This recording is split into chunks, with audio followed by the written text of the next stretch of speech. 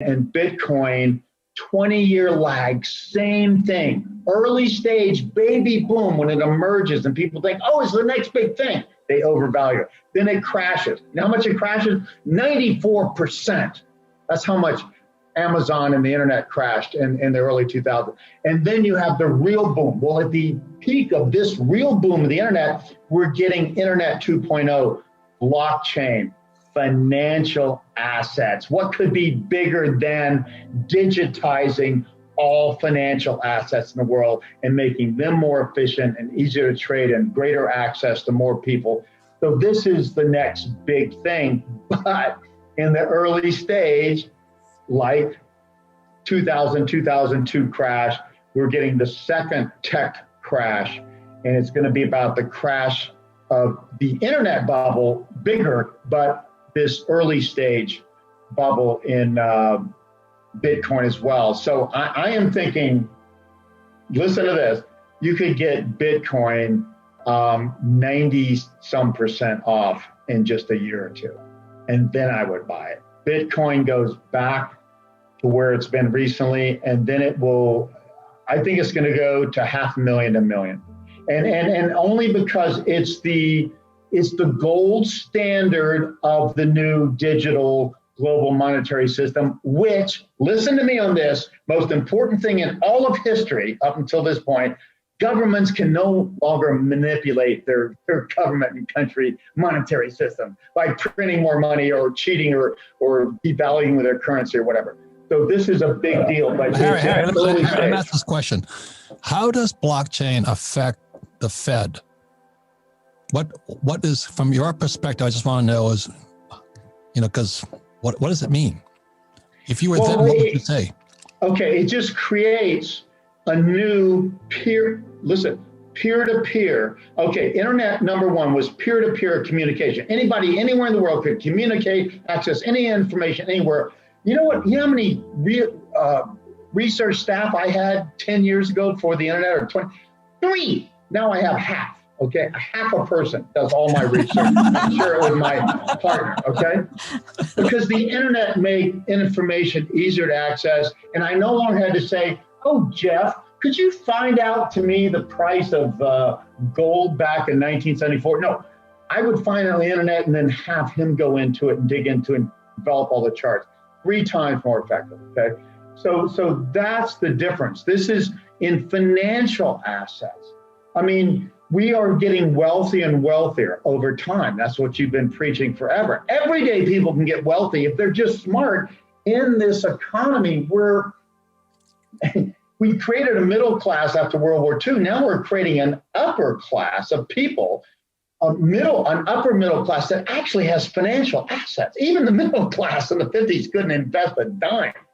So this is a big deal, that financial assets and investing can be digitized and made more efficient and more available to everybody. So it's the democratization first of incomes and now of wealth. And what's better than wealth? Screw incomes. Wealth is better.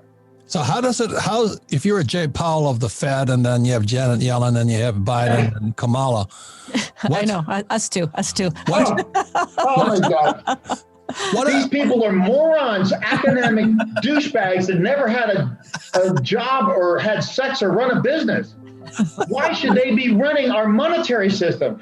This is the biggest insult. And you know why I like blockchain and all this information technologies?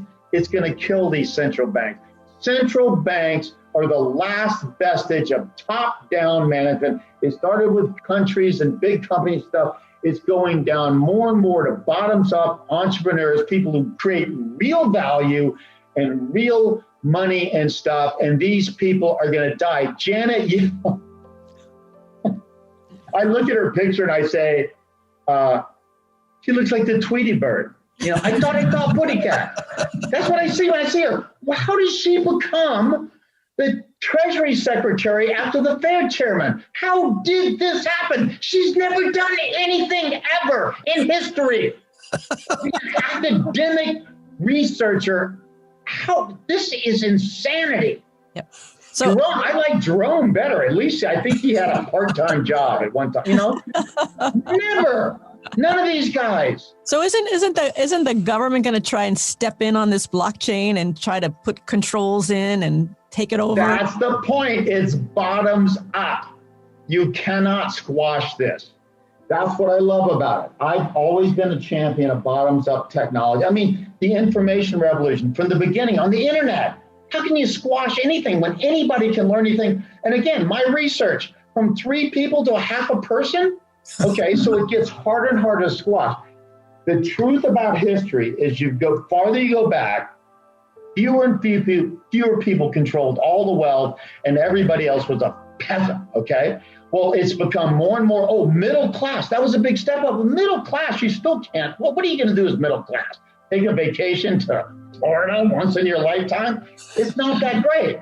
This is about making more and more people entrepreneurial, knowledge professionals, access to information, and be able to work with other people in a way that just would have never been imagined. So again, personal computers, internet 1.0, and now blockchain digitizes all of finance and money. Money is worth more than information. Would you agree? Well, they go hand in hand. 2.0 and 1.0. So one more thing is that when I look at what Biden is doing and all this stuff, I was talking to my accountant last night, and he's looking at the new tax changes coming up. He thinks, or his belief is, they want to shut down small entrepreneurs because they threaten them. I know, and that's not good policy. I agree with you on that. I've been saying we're in a democratic era because once the economy slowed down after 2007, because remember, we've been living off of free money since. The economy really peaked in real terms in 2007, as my indicator said, 20, 30 years before it happened, okay?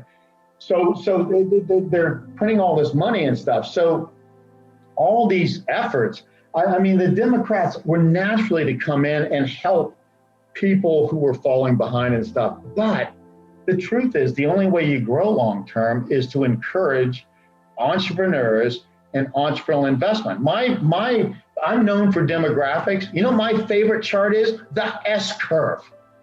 Something starts at 0.1%, a visionary, to the 1%, the entrepreneurs that first jump on that and do something with it. And then 10% when it goes mainstream, then it goes 10 to 90. And the same time, it took all that time to prove a niche market.